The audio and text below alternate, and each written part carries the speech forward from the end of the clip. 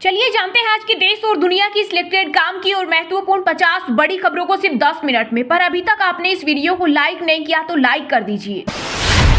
2 लाख रुपए का free accident insurance, free debit card और बहुत कुछ प्रधानमंत्री जन धन खाते के साथ मिलते हैं कई कमाल के बेनिफिट्स। इस योजना के तहत देश भर में अभी तक 53.13 करोड़ लोगों के बैंक खाते खोले जा चुके हैं, जिनमें 2,31,236 करोड़ रुपए जमा है। अगर अभी तक आप इस योजना से नहीं जुड़े हैं तो अभी जुड़ सकते हैं। ये जुड़ने का सुनहरा मौका है आपके पास। उद्योगपति गौतम अडानी बने सबसे अमीर भारतीय। अडानी परिवार की संपत्ति एक साल में 95% बढ़ी। रिलायंस चेयरमैन मुकेश अंबानी को छोड़ा पीछे। देश में हर 5वें दिन एक नया आदमी बन रहा अरबपति। आपको बता दें कि गौतम अडानी की कुल संपत्ति 11.62 लाख करोड़ रुपए है। वहीं अंबानी परिवार की कुल संपत्ति 10.15 लाख करोड़ रुपए है। कश्मीर के कुपवाड़ा में नियंत्रण रेखा पर सुरक्षा बलों और आतंकियों के बीच मुठभेड़ में 3 दहशतगर्द ढेर आतंकियों ने एलओसी पर किया था घुसपैठ का प्रयास। राजौरी में मुठभेड़ जारी। जम्मू कश्मीर में चुनाव से पहले बड़ी आतंकी सक्रियता। भारत डीओजीओ यात्रा कमिंग सून। कांग्रेस नेता राहुल गांधी ने मार्शल आर्ट का वीडियो शेयर कर कहा, युवा इससे जुड़े, उनमें हिंसा नहीं बल्कि जेंटलनेस हो, जिससे उन्हें अधिक दयालु और सुरक्षित समाज बनने में मदद मिल सके। कोलकाता में डॉक्टर के रेप मर्डर मामले में भाजपा के बंगाल बंद के दौरान हुए प्रदर्शन और आगजनी पर सीएम ममता बनर्जी बोली, बंगाल जला तो यूपी, बिहार और असम भी जलेंगे। आग दिल्ली तक पहुंचेगी और मोदी की कुर्सी गिरेगी। वहीं हिमंत बिश्वा शर्मा बोले, हमें डराने की हिम्मत कैसे हुई। राजनाथ सिंह ने भारतीय नौसेना को सौंपी 750 किलोमीटर की रेंज वाली केप 15 मिसाइलों से लेस दूसरी न्यूक्लियर सबमरीन अरिघात। यह आईएनएस अरिहंत का अपग्रेडेड वर्जन है। अमेठी से लोकसभा चुनाव हारने के बाद भाजपा नेता स्मृति ईरानी के बदले तेवर। कांग्रेस सांसद राहुल गांधी की तारीफों के बांधे पुल। कहा, राहुल के स्वभाव और राजनीति करने के तरीके में आया बड़ा बदलाव, अब वो अलग पॉलिटिक्स कर रहे। मोदी कैबिनेट ने 12 औद्योगिक स्मार्ट सिटी बसाने को दी मंजूरी। यह 10 राज्यों में बनेगी। सरकार इन प्रोजेक्ट से करेगी 28,602 करोड़ का इन्वेस्टमेंट। इससे 40 लाख जॉब और 1.5 लाख करोड़ निवेश की क्षमता पैदा होगी। यूपी के मुस्लिमों में पेट बढ़ाने के लिए बीजेपी का नया दाव। 10 सीटों पर उपचुनाव और साल 2027 के विधानसभा चुनाव से पहले सदस्यता अभियान के जरिए मौलाना और धर्म गुरुओं की लेगी मदद।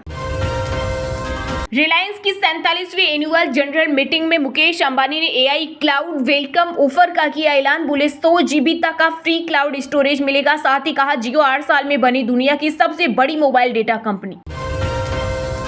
डीपफेक और एआई समाज के लिए बड़ा खतरा। दिल्ली हाईकोर्ट ने कहा, हम जो देख सुन रहे हैं उस पर भरोसा नहीं कर सकते। कंगना रनौत का पुतला लेकर भागे दारोगा। यूपी के हापुड़ में किसानों और पुलिस कर्मियों के बीच हुई धक्का मुक्की। प्रदर्शनकारी बोले, सांसद को बर्खास्त करे भाजपा। असम में मुस्लिम शादी और तलाक का रजिस्ट्रेशन होगा जरूरी। 90 साल पुराना कानून बदलेगा। सीएम हेमंत बिश्वा शर्मा बोले, सरकार का मकसद बाल विवाह और काजी सिस्टम खत्म करना। मौसम की मार। गुजरात में पोरबंदर से छोटा उदयपुर तक हर तरफ बारिश, सैलाब से मचा हाहाकार। अब तक 28 मौतें। सेना ने संभाली जिम्मेदारी। दिल्ली एनसीआर में भी कई इलाके डूबे। जम्मू, हिमाचल, यूपी, बिहार, महाराष्ट्र, बंगाल, उड़ीसा समेत 19 राज्यों में आज भारी बारिश का अलर्ट। हरियाणा विधानसभा चुनाव में कांग्रेस को टिकट बंटवारे से बगावत भगदड़ का डर। बागी बिगाड़ सकते हैं गणित। इन्हें रोकने के लिए पार्टी आलाकमान ने हुड्डा, सैलजा और सुरजेवाला को दिए 3 टास्क। माता वैष्णो देवी विधानसभा सीट से होगा अयोध्या वाला हाल। प्रत्याशी बदलते ही उठे बगावती सुर। बीजेपी भीतरघात को लेकर हुई सतर्क। भारत के स्टार बल्लेबाज विराट का एक और डीपफेक वीडियो हुआ वायरल। इसमें कहा गया है कि शुभमन गिल का नेक्स्ट कोहली बनना कठिन, खुद को और सचिन को बताया लीजेंड। देश के अल्पसंख्यकों ने मोदी को 400 पार से दूर रखा। मुसलमानों को मिले आरक्षण। एनसीपी चीफ शरद पवार बोले, 400 पार का एक ही उद्देश्य था, पूरे देश का अधिकार एक ही हाथों में रखना, लेकिन देश के अल्पसंख्यकों ने ऐसा नहीं होने दिया। चंपई सोरेन ने झारखंड मुक्ति मोर्चा से दिया इस्तीफा। आज बीजेपी ज्वाइन करेंगे। पूर्व सीएम बोले, हमने जो भी फैसला लिया झारखंड के हित में लिया। हम संघर्ष करने वाले व्यक्ति हैं, पीछे नहीं हटेंगे। रिलायंस इंडस्ट्री ने अपने 35 लाख शेयरधारकों को बड़ी सौगात देने का किया ऐलान। कंपनी अपने शेयरधारकों को 1 शेयर के बदले में 1 शेयर बोनस के तौर पर देगी। इस पर मुहर लगाने के लिए 5 सितंबर 2024 को बोर्ड ऑफ डायरेक्टर की बैठक होगी।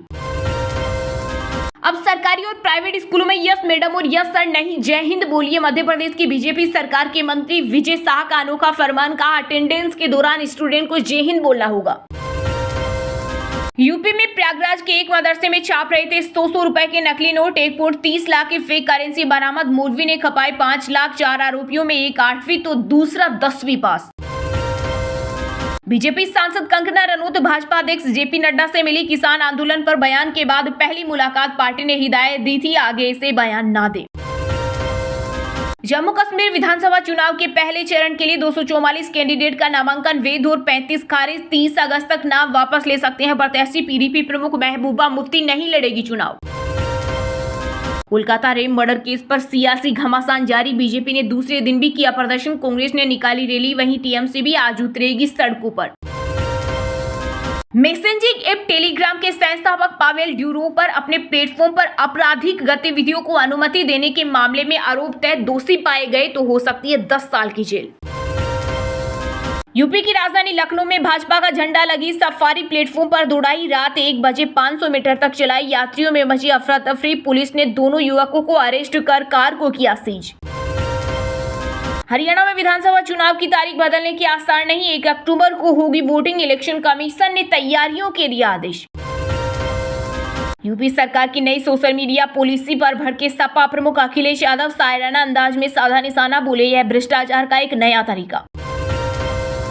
महिला पहलवानों से कथित यौन उत्पीड़न के मामले में आरोपी बीजेपी नेता ब्रजभूषण सिंह को दिल्ली हाईकोर्ट से लगा बड़ा झटका। एफआईआर, चार्जशीट और आरोप तय करने के खिलाफ याचिका रद्द। हरियाणा में मोदी भक्त सिंगर रॉकी मित्तल हुआ राहुल गांधी का फैन। पहले कहे अपशब्द, अब मांगी माफी। वरिष्ठ नेता रणदीप सुरजेवाला के मंच पर गाना गाकर ज्वाइन की कांग्रेस। चरखी दादरी के वकील ने भाजपा सांसद कंगना रनौत को किसान आंदोलन को लेकर टिप्पणी पर भेजा लीगल नोटिस। 7 दिन के अंदर माफी मांगने को कहा, वरना कानूनी कार्रवाई की दी चेतावनी। यूपी के बहराइच में वन विभाग ने पकड़ा चौथा भेड़िया। अभी 2 नरभक्षी भेड़िए मिलने बाकी। दिन रात गश्त कर रही 18 टीमें, 35 गांव में फैला रखी है दहशत। बॉलीवुड सुपरस्टार अमिताभ बच्चन के फैमिली ऑफिस ने स्विगी में खरीदी हिस्सेदारी। जल्द आईपीओ लाने वाली है कंपनी। 10,414 करोड़ का जुटाएगी फंड। भ्रष्टाचार के कारण रही छत्रपति शिवाजी महाराज की प्रतिमा। महाराष्ट्र के पूर्व सीएम उद्धव ठाकरे ने शिंदे सरकार पर लगाए गंभीर आरोप। वहीं शिवाजी महाराज की मूर्ति गिरने के बाद डिप्टी सीएम अजित पवार बोले, मैं महाराष्ट्र के 13 करोड़ लोगों से माफी मांगता हूं। गुजरात में भारी बारिश से 90 से ज्यादा ट्रेनें रद्द। 40,000 से अधिक यात्री नहीं कर पाए सफर। Railway लौटाएगी refund. बस सेवाएं भी हुई बाधित। नेताओं से पूछकर फैसला नहीं सुनाते सुप्रीम कोर्ट, बोला सियासी लड़ाई में कोर्ट को न घसीटे। तेलंगाना सीएम ने कहा था कविता की बेल के लिए भाजपा बीआरएस की हुई डील। हरियाणा के आधे से ज्यादा विधायकों का कट सकता है टिकट। विधानसभा चुनाव जीतने के लिए बीजेपी ने बनाया बड़ा plan. Kolkata rape murder case को लेकर आईएमए ने संदीप घोष की मेंबरशिप की सस्पेंड। आरजी कर हॉस्पिटल के प्रिंसिपल थे। वहीं केंद्र की राज्यों को चिट्ठी, कहा अस्पतालों में नाइट पेट्रोलिंग हो। हरियाणा में विधानसभा चुनाव से पहले संवैधानिक संकट में फंसे सीएम नायब सैनी बुलाएंगे कैबिनेट मीटिंग। मॉनसून सेशन पर लेंगे फैसला। अगर 12 सितंबर तक न बुलाए तो विधानसभा हो सकती है भंग। मलयालम इंडस्ट्री में हेमा कमेटी की रिपोर्ट ने मचाया सियासी भूचाल। अब अभिनेत्री मीनू मुनीर ने अभिनेता से नेता बने मुकेश एम के खिलाफ दर्ज कराया दुष्कर्म का मामला। जम्मू कश्मीर विधानसभा चुनाव में दूसरे चरण के लिए अधिसूचना जारी। 5 सितंबर तक नामांकन कर सकते हैं उम्मीदवार। 25 सितंबर को होगा मतदान। मैंने छात्रों के खिलाफ एक शब्द भी नहीं बोला। बंगाल प्रोटेस्ट वाले बयान पर सीएम ममता बनर्जी ने दी सफाई। बोले, मैं उनके आंदोलन का पूरा समर्थन करती हूं। उनका प्रोटेस्ट सही है, लेकिन मुझ पर लगाए गए जो आरोप है वो गलत है।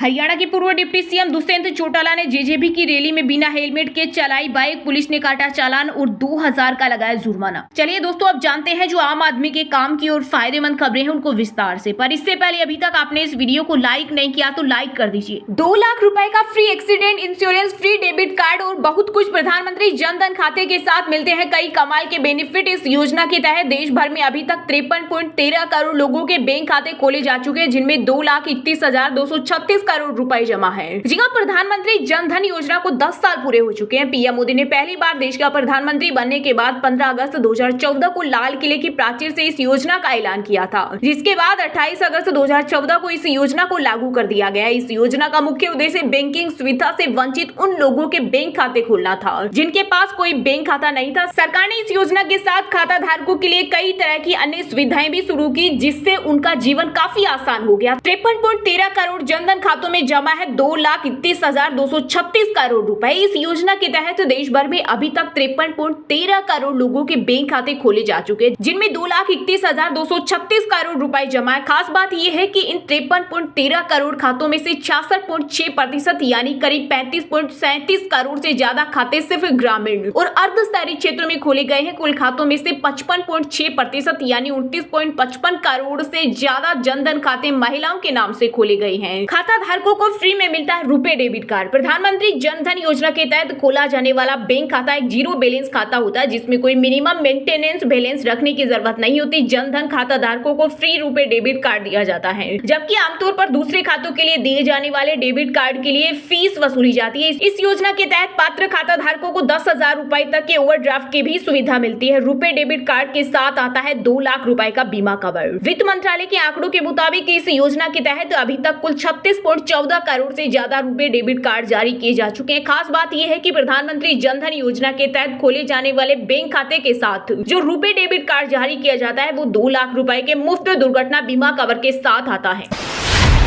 मोदी कैबिनेट ने 12 औद्योगिक स्मार्ट सिटी बसाने को दी मंजूरी। यह 10 राज्यों में बनेगी। सरकार इन प्रोजेक्ट में करेगी 28,602 करोड़ का इन्वेस्टमेंट। इससे 40 लाख जॉब और 1.5 लाख करोड़ निवेश की क्षमता पैदा होगी। जी हां, मोदी सरकार की तीसरे कार्यकाल की पहली मंत्रिपरिषद बैठक दिल्ली के सुषमा स्वराज भवन में हुई। प्रधानमंत्री नरेंद्र मोदी की अध्यक्षता में यह बैठक करीब 5 घंटे 50 मिनट तक चली। इसमें आर्थिक मामलों की केंद्रीय कैबिनेट ने 10 राज्यों में 12 नई इंडस्ट्रियल स्मार्ट सिटी को मंजूरी दी। 10 राज्यों में फैली और 6 प्रमुख कॉरिडोर से लगी ये 12 इंडस्ट्रियल स्मार्ट सिटी मैन्युफैक्चरिंग को बढ़ावा देने में अहम छलांग साबित होगी। सरकार national industrial corridor development program के तहत इन पर 28,602 करोड़ रुपए निवेश करेगी। इस दौरान पीएम मोदी ने मंत्रिपरिषद बैठक में सरकार के पहले 100 दिन के एजेंडे पर हुई प्रगति का जायजा लिया। बैठक के दौरान महिलाओं, गरीबों, युवाओं और किसानों से जुड़ी योजनाओं पर फोकस किया गया। प्रधानमंत्री ने बैठक के दौरान मंत्रियों और ब्यूरोक्रेट्स को महिलाओं और गरीबों के सामने आने वाली समस्याओं को कैसे दूर किया जाए, इस पर फोकस रखने को कहा। पीएम ने आगे कहा, सरकार ने पिछले 10 साल में जिस रफ्तार से काम किया वही रफ्तार अगले 5 साल भी बनी रहेगी। इस दौरान मोदी ने परफॉर्म, रिफॉर्म, ट्रांसफॉर्म और इन्फॉर्म का नारा दिया। केंद्रीय मंत्री अश्विनी वैष्णव के मुताबिक भारत में जल्द स्वर्णिम चतुर्भुज की रीढ़ पर इंडस्ट्रियल स्मार्ट सिटी का एक भव्य हार होगा। इनसे 10 लाख प्रत्यक्ष, 30 लाख अप्रत्यक्ष नौकरियां पैदा होगी। इन परियोजनाओं से 1.52 लाख करोड़ रुपए की निवेश क्षमता पैदा होगी। केंद्रीय मंत्री ने बताया कि इंडस्ट्रियल स्मार्ट सिटी प्रोजेक्ट से 2030 तक 2 लाख करोड़ का निर्यात हासिल करने का लक्ष्य रखा गया है। इन प्रोजेक्ट के 2027 तक पूरा होने की संभावना है। इनमें 5 करोड़ अमृतसर कोलकाता इंडस्ट्रियल कॉरिडोर और 2 project Delhi Mumbai industrial corridor के पास हैं। एक प्रोजेक्ट विशाखापट्टनम, चेन्नई, हैदराबाद, नागपुर और चेन्नई बेंगलुरु इंडस्ट्रियल कॉरिडोर के पास है। वहीं 12वीं स्मार्ट सिटी हरियाणा में होगी। यह कहां होगी इसकी जानकारी नहीं दी गई है।